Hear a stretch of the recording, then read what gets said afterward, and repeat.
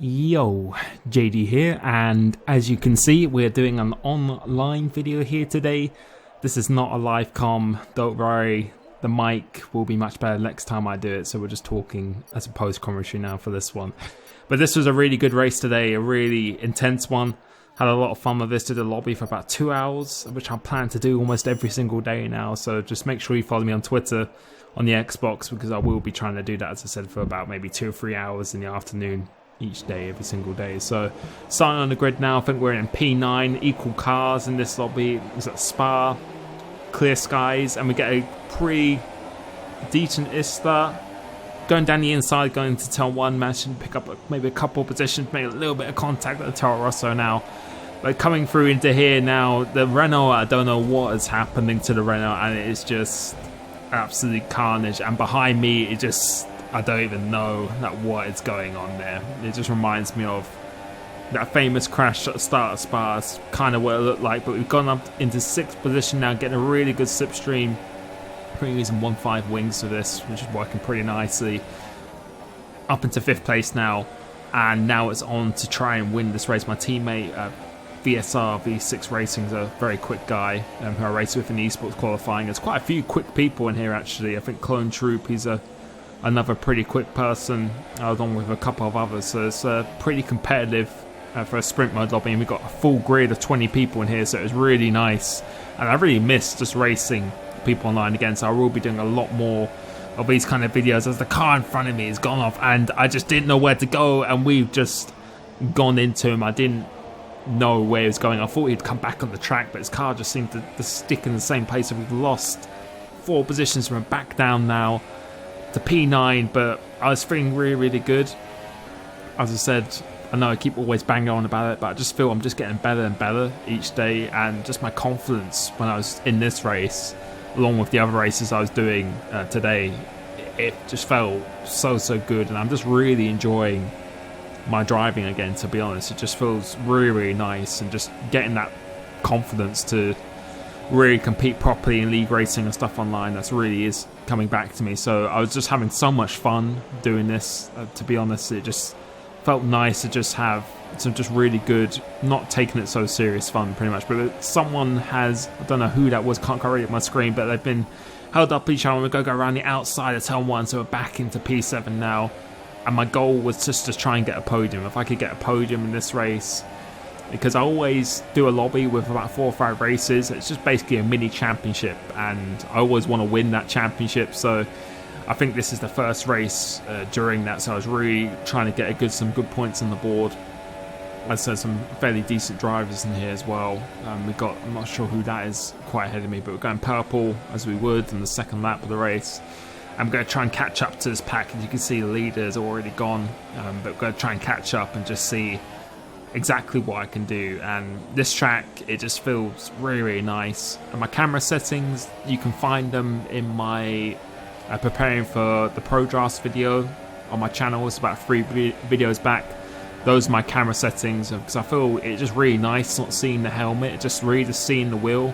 I just feel a bit more connected to the car, and I really noticed my pace has actually improved quite a bit. And my wheel settings, people ask me all the time, but they really are specific to which wheel you have, because depending on which model or make, my settings won't really suit you too well. But I have mine on 55 force feedback with this wheel. It just feels have a connection with the road, but it's not too heavy where it's just feeling every single bump. It's light enough where it's not really too much effort to go around each corner, where you can just still feel the vibrations. We'll go send it, lick it and send it down the inside, Daniel Ricciardo says, and that was a really nice move, and that was what I was talking about. It just feels at the moment I'm finally starting to develop, as we set a quickest lap of a 45.3 as well, which is pretty quick for a 5-lap race.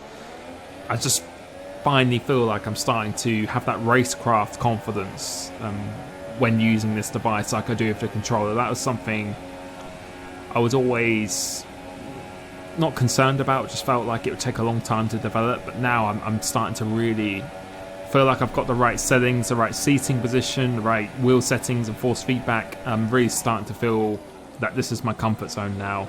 And the cockpit I'm using is the GT Omega Pro Racing cockpit. It is perfect for me. It's really comfortable. You can even have it almost lying down the seat as well, and just the pedals and everything at an angle. It just feels really nice to me. Luckily enough, I've got a discount on that, so if you wanted to take a look at one, you could always have a discount. If you looked in the link in the description below, if you use code Limitless, you can use that. But for me, I used to play on the table and stuff as well. You can perfectly get away with just playing it on a table with a normal chair, but if you want a bit more of a realism kind of feeling, then a cockpit is really good. And it definitely just made me just a lot more consistent, because I had a wooden floor and I was constantly going back and forth all the time. But now in this race in P6, we're going to try and catch up to that lead group, well, the fight for the podium at least, because I just really wanted that podium after having those 2 crashes, one at the start of the race and then one after, what was it, after lap 2 or something, or during lap 1 as well, 2 on lap 1. So I was really just trying to catch up to this group, and I think we're going to set quickest lap again here. So coming off the last corner, I find really difficult, one of my hardest corners in traction, but we don't actually do 45.5, still pretty quick. So now hopefully we can almost be in the DRS zone of this group, trying to get a good exit of here with this Ferrari. The setup I'm using, I pretty much just use the same setup as I do, well, in sprint mode for every track. I just normally don't have time to change it. I just change the wings and everything. As I said, I was using 1.5 wings around here.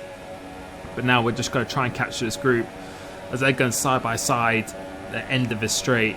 We haven't got DRS, so we're not quite close enough, which I thought we would be. Changing it back down to standard, because you don't really need to use rich fuel mixture. Coming to this, trying to get a good exit of this now. Just managing to just get that better and better each time compared to my time trial video. And now going to the 4th gear, 3rd gear last minute, just to give it a little extra bite coming through this. And it's, I think I can't quite read it, but it says Duck Food, I think, which is a phenomenal name.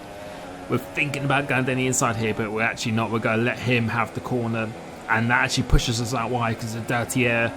And now you can see the podium position is quite a bit further up ahead of us. So sprint mode, well, I call it sprint mode, but it's just a 5-lap race mode that I pretty much put on. If you get taken out at the start, it can be pretty brutal, that you've got to just catch up again and everything. So I'm going to try and catch this guy, try and get him into chicane, and then try and get in the DRS of the other guy going down the main straight. That's pretty much the plan. So we're going to go down the inside there, just praying that he's not going to turn into me. So it looks like we just about got the move done, and now we should have DRS for Aaron Dassler going down the main straight. I don't really want to get him into turn 1. I want to get him on the main straight. And you can see on the bottom now, we've got DRS now for this.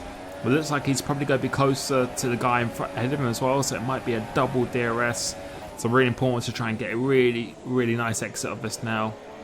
A little bit too slow in there, but still got a somewhat of a decent exit. And I was hoping I just had a little bit less downforce than him, so I'd just be a little bit more slipperier than him in the straight line. So clipping this curb, just as I mentioned in my last video, I think it's pretty important for that. Getting the DRS, and now he's got DRS as well, so we're going to have to overtake him, hope maybe into the bus stop chicane, the very last chicane, going purple because of DRS. I think we're 4 attempts purple, so that's how powerful it actually is.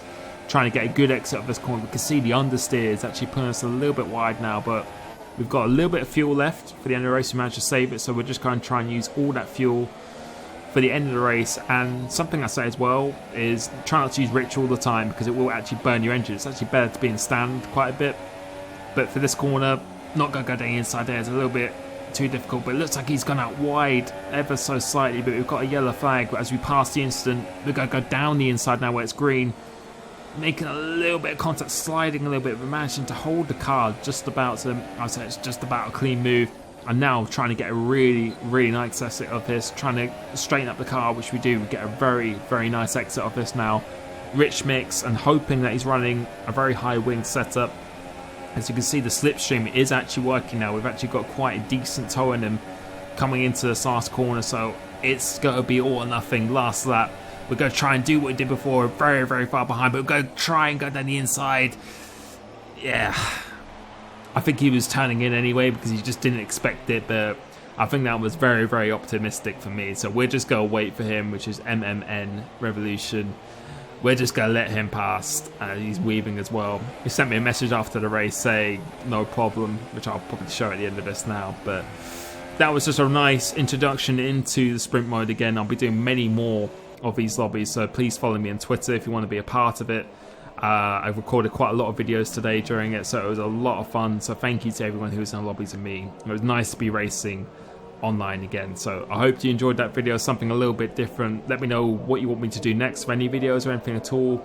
I know people are saying my mastering series, I will look to bring that back as soon as possible. It just takes quite a long time to record, so hope you enjoyed this. Thanks for the support as always, and catch you next time. Peace.